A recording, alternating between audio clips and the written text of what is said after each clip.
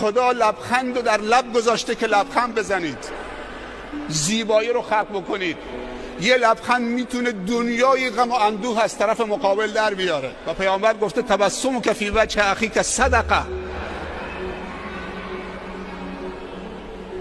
خدا لبخند تو لب نگذاشته که ما اخم بکنیم. اگر خدا نمیخواست ما لبخند بزنیم، شادابی ایجاد بکنیم، طرف مقابل رو به وجد بیاریم، خب چه فلسفه ای داشت که خداوند لبخند تو لب قرار بده؟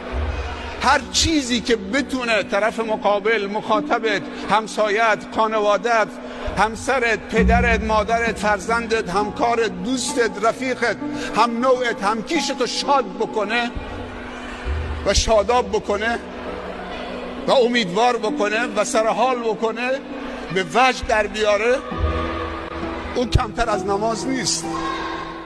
اون کمتر از نماز نیست. لایکی